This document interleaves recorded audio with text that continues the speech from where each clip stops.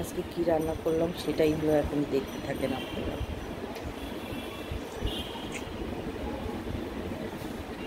তেলটা গরম করে নিয়েছি, এর মধ্যে দিয়ে দিব আস্তে করে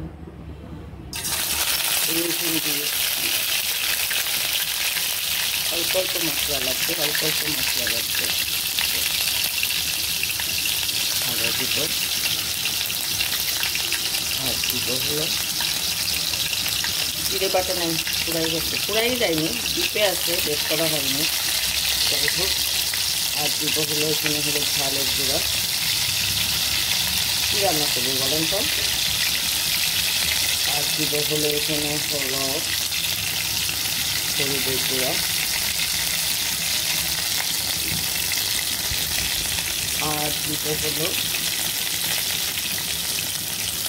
স্বাদ মতো লবণ দিয়ে দিলাম, একটু নাড়াচাড়া করে নিই।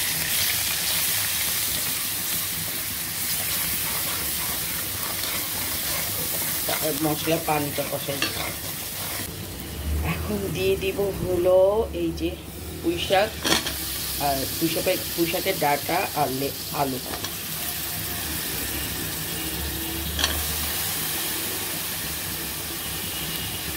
এখন এটা দিয়ে একটু সুন্দর করে কষাই দেবো। সামান্য একটু পানি দিব যাতে সুন্দর করে মশলাটাও কষানো হয় আর ডাঁটা আর আলুটাও কষানো হয়ে যায়। এখন আমি একটু এটা ঢেকে দিব 4-5 মিনিট। এই যে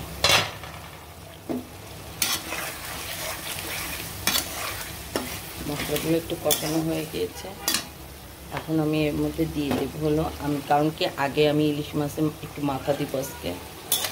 ইলিশ মাছের মাথা আগে দিইনি, যাতে হলো আগে দিলে হলো ভেঙে যেত আর কাটা কাটা হয়ে যেত, সেই জন্য আমি আগে দিই নাই।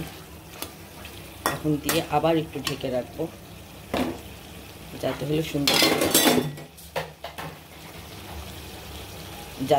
সুন্দর করে আপনার মাছটাও কষানো হয়ে যায় আর শাকগুলো ডাঁটা আর আলুটাও কষানো হয়ে যায়। এই যে আমার কষানো হয়ে গেছে।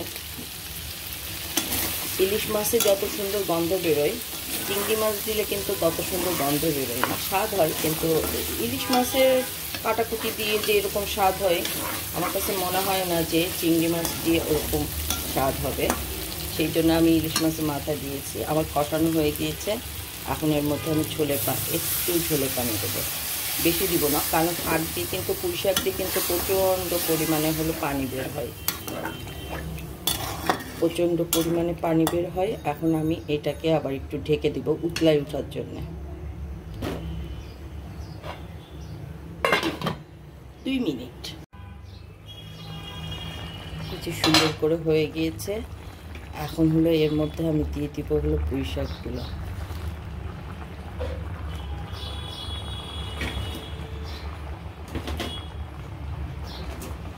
পুঁই শাক দিয়ে কিন্তু পানি বের হবে।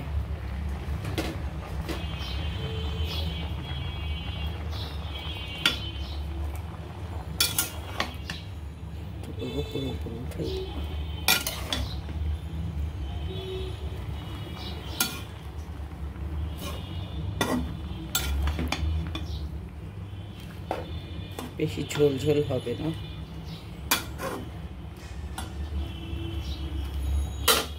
1 মিনিটের জন্য ঢেকে দেবো। 1 মিনিট পরে এই যে পানি পুঁই শাকটা নরম হয়ে গিয়েছে,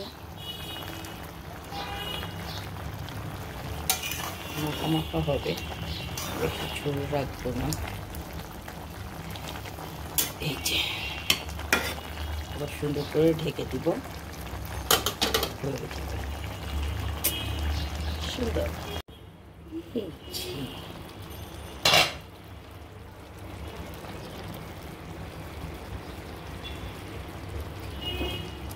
সুন্দর করে মাখা মাখা হয়েছে। আর এই যে মাছের মাথাগুলোও আস্তে আস্তে কিন্তু রয়েছে, কারণ ভেঙে গেলে কাটা কাটা হয়ে যায়, অনেকে খেতে চায় না। এখন আমি কি করব জানেন? ছোট্ট একটা কাজ করব, সামান্য একটু সরষের তেল দিয়ে দিব। এতে কি হবে জানেন, এতে হলো সুন্দর একটা গন্ধ বেরোবে।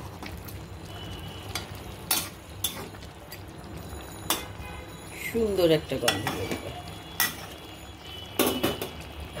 এখন একটু ঢেকে 1 মিনিটের জন্য, ব্যাস হয়ে গেছে। এই সরিষার তেলটা দেওয়াতে হলো আরও ইলিশ মাছের সঙ্গে সরিষার একটা গন্ধ, একটা সুন্দর একটা গন্ধ আসে। এই যে আমার হয়ে গিয়েছে, এটি মাখা মাখা করে, খুব সোজা আর খেতে খুবই মজা, আমার কাছে খুব ভালো লাগে। আর এর সঙ্গে যদি একটু লেবু হয় তাইলে তো আর কথাই নাই। এই যে সবাই এরকম করে বেশি বেশি করে বানাবেন আর খাবেন। আল্লাহ হাফেজ।